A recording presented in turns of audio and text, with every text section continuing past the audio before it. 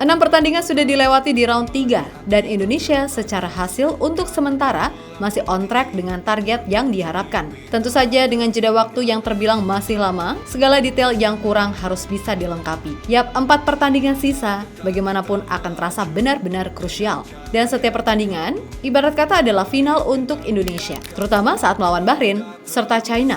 Apapun caranya, 6 poin adalah hal yang mutlak harus didapat jika masih ingin menjaga asa minimal finish di posisi 3 atau 4. Nah, baru-baru ini, Pak Erick yang baru saja bertemu dengan Sekjen AFC beserta Sekjen FIFA, serta telah menyampaikan segala laporan ke Presiden FIFA, mengkonfirmasi dengan tegas kalau permintaan Bahrain yang pengen main di tempat netral ditolak. Yang mana artinya, laga Indonesia versus Bahrain Maret 2025 tetap akan berlangsung di GBK sesuai rencana. Jelas mengetahui kabar ini, pihak Bahrain diketahui mencak-mencak setengah mati. Karena mereka pikir AFC ada di pihak mereka, tapi nyatanya, elah.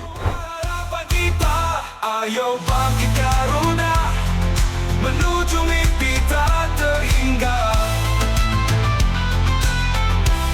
Damai dunia kita, bersama kita bisa.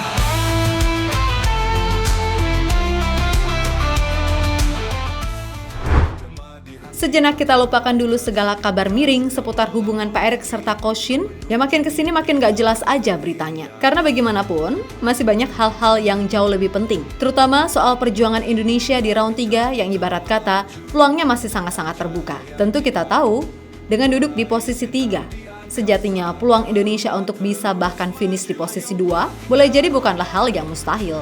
Dengan 4 laga sisa, di mana 2 diantaranya adalah laga kandang, maka secara kalkulasi Indonesia jelas punya peluang. Apalagi semisal nantinya oleh Rumeni ataupun siapapun nantinya pemain baru yang kemungkinan akan jadi kejutan. Ya udah, harusnya di atas kertas peluang Indonesia sekali lagi sangat-sangat terbuka. Lagi pula di bulan Maret dan Juni 2025, kalau semua pemain fit dan siap tempur, maka potensi untuk meraih bahkan 9 poin dari Australia, Bahrain, serta China bukanlah sesuatu yang naif ataupun cuma angan-angan belaka. Terhingga, genggam semua harapan kita. Ayo bangkit Garuda, menuju mimpi tak terhingga. Damai dunia kita, bersama kita bisa.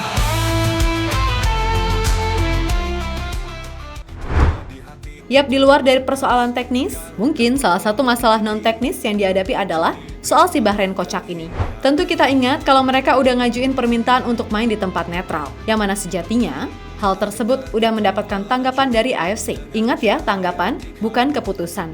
Dan awalnya semua mengira kalau permintaan Bahrain ini bakal dengan mudah di ACC lantaran ketua AFC sendiri adalah orang Bahrain. Namun mereka juga harus ingat kalau Pak Erick bagaimanapun juga adalah salah satu orang yang lihai kalau urusan lobby-melobi. Sampai terjadilah pertemuan antara beliau dengan Sekjen AFC serta Sekjen FIFA. Yang mana salah satu pembahasannya tentu saja soal permintaan Bahrain yang dinilai nggak masuk akal. Nah, setelah semuanya dibahas, barulah Pak Erick menyampaikan laporan-laporan yang ada ke Presiden FIFA. Dan boom, hasilnya pun entah itu AFC ataupun FIFA, semua sepakat untuk memastikan laga Indonesia versus Bahrain tetap akan berlangsung di Jakarta. Yang mana itu dikonfirmasi sendiri oleh Pak Erick.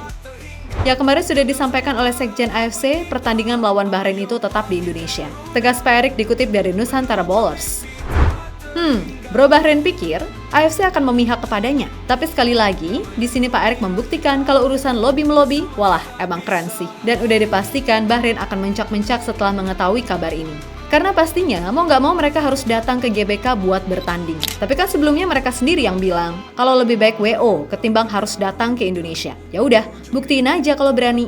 Paling ujung-ujungnya juga enggak. Lagi pula nih, sebelum ini kan Pak Erick juga udah bilang kalau Indonesia tuh aman kok buat tim tamu. Ya emang kalau di sosmed netizennya ngeri-ngeri. Tapi buktinya Jepang, Australia, dan Arab, mulai dari elemen tim hingga supporter, semuanya aman, damai, sentosa kan? Dan AFC untuk melihat negara kita aman. Negara kita bukan negara terbelakang. Bagaimana kita kasih lihat kemarin pertandingan lawan Saudi, lawan Jepang, supporter mereka aman. Karena supporter Indonesia ini supporter yang hebat, yang menghargai bangsa lain. Cuman kalau dicurangin ngambek. Nah, kan itu semua bangsa ya. Jadi kemarin dari Jepang bawa anak, bawa istri semua. dari Saudi Arabia mungkin kaget-kaget dikit hujan, ya nggak seger, dia senang, ya. Nah, jadi ya kita pastikan surat yang Bahrain bilang selayaknya dipindah, ya kita tanda tanya. Ya, tapi tentu FIFA AFC sudah melihat saya dengan segala kerendahan hati memohon ya FIFA dan AFC ngeliat fakta. Di sisi lain, nasib Bahrain kayaknya bakal lebih miris. Karena pelatih Jepang, Hajime Moriyasu, sampai detik ini masih merasa kecewa dengan tingkah supporter Bahrain serta supporter China. Dan secara umum, pelatih 56 tahun tersebut menuntut FIFA agar bisa bertindak tegas kepada dua negara tersebut. Yap, Hajime Moriyasu benar-benar sangat menyayangkan dengan segala hal yang terjadi kala Jepang away ke China, meskipun secara hasil terbilang oke karena menang 1-3. Namun dari sisi non-teknis, dirinya benar-benar gak habis pikir dengan kelakuan supporter China yang sama sekali gak menunjukkan sikap respect. Pertama jelas, hinaan lagu kebangsaan saat national anthem dikumandangkan. Kedua, ada penonton yang menyoroti laser ke arah kiper Jepang. Lalu ada yang supporter yang menerobos masuk ke dalam lapangan saat pertandingan berlangsung. Dan yang terakhir jelas intimidasi berlebihan yang didapatkan supporter Jepang dari para pendukung tuan rumah. Saat pertandingan berjalan, supporter China menembak laser ke arah kiper kami. Ada supporter China masuk ke tengah lapangan, dan bukan hanya itu, mereka mencemooh lagu kebangsaan kami. Ucap Moriyasu dikutip dari Football Channel. Ya bagaimanapun, Hajime Moriyasu benar-benar merasa marah karena supporter China benar-benar bertindak di luar batas. Dan sejatinya, apa yang dialami oleh Jepang ketika away ke China gak lebih buruk dari apa yang mereka alami di Bahrain. Maka dari itu, berkaca dari situasi yang ada, tentu saja Moriyasu membandingkan semua hal yang timnas Jepang alami ketika laga away. Dan baginya, away ke Indonesia adalah yang paling aman serta menyenangkan. Karena sejak datang hingga pulang, para penggawa Jepang benar-benar dihargai serta benar-benar mendapatkan perlakuan yang hangat dari publik tanah air, walaupun secara hasil Indonesia kalah 0-4. Beda dengan di Bahrain, apalagi China, yang menurutnya udah kelewatan batas, apapun alasannya. Bentang sayapmu besar, melintasi dunia cepat. Kita bersatu bersama, capai puncak tanpa cara. Bangkitlah wahai Garuda, kita satu dalam doa. Mimpi tak terhingga, genggam semua harapan kita. Ayo bangkit Garuda, menuju mimpi tak terhingga. Damai dunia kita. Sementara itu, pihak CFA sendiri kabarnya juga udah membuat laporan resmi ke AFC ataupun FIFA terkait hal ini. Dan FIFA pun sepertinya akan menindak tegas dengan memberikan sanksi yang cukup berat. Nah, selain China, FIFA sendiri kabarnya juga udah menerima laporan dari Federasi Australia terkait kelakuan supporter Bahrain yang dinilai tidak fair play. Di mana sepanjang laga, supporter Bahrain diketahui meniup fluid-fluid palsu sehingga sedikit banyak itu membuat para pemain Australia kebingungan. Terlebih dengan masih ngototnya Bahrain untuk tetap gak mau main di GBK meskipun AFC udah mengkonfirmasi kalau laga akan tetap di Jakarta. Kemungkinan besar Bahrain pun akan menerima 3 sanksi berat terkait hal itu. Nah, 3 sanksi itu adalah yang pertama, Bahrain akan dianggap WO apabila tetap nggak mau datang ke Indonesia. Dan secara otomatis, Indonesia akan dapat keuntungan besar dengan meraih 3 poin, defisit 3 gol, dan pastinya irit tenaga. Nah, sanksi yang kedua, sesuai aturan FIFA, Bahrain akan kena denda sebesar 40.000 Swiss franc atau 714,8 juta rupiah. Dan yang terparah, Bahrain akan didiskualifikasi dari round 3 ini. Nah, soal diskualifikasi, Federasi Bahrain seperti yang udah kami sampaikan tadi, kalau mereka sok ye banget tuh mengatakan mendingan kena dis ketimbang harus ke Indonesia dengan segala ancaman yang mereka pikir. Lah kalau kami mah ya udah monggo, malah nggak apa-apa banget, sumpah. Karena ya itu akan menguntungkan Indonesia dari sisi manapun, terutama soal posisi di klasemen, kan gitu. Tak terhingga, genggam semua harapan kita. Ayo bangkit Garuda, menuju mimpi tak terhingga. Damai dunia kita, bersama kita bisa.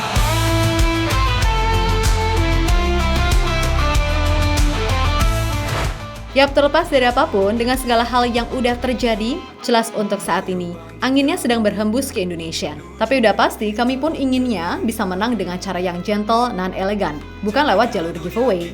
Tapi ya udah, itu kan salah mereka sendiri. Jadi mau gimana pun itu, Tamah siap-siap aja. Mau tanding ya udah sini. Mau dapet giveaway, ya alhamdulillah, rezeki nomplok kan gitu. Karena gimana ya, melihat persaingan yang ketat dari peringkat 2 sampai 6, memang setiap pertandingan di bulan Maret dan Juni boleh jadi adalah final. Makanya, di luar dari hal-hal non-teknis yang terjadi, ingat fokus utama adalah 4 laga sisa round 3 kualifikasi Piala Dunia. Dan mudah-mudahan pemain-pemain baru bisa benar-benar tersedia.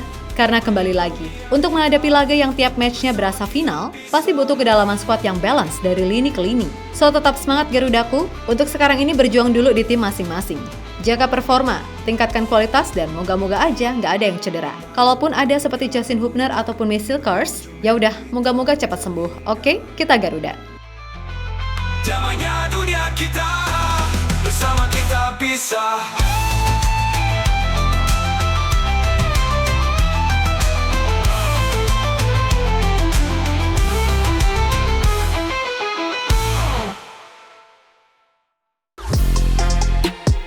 Halo, izin iklan sebentar ya guys. Jadikan ruangmu bernuansa Timnas. Temukan beragam poster dinding, sepak bola dan Timnas dengan desain menawan, kualitas premium dan harga yang tidak akan menguras kantong. Segera klik link Shopee di deskripsi video ini dan dukung Timnas dengan sepenuh hati. Mulai dari dinding rumahmu.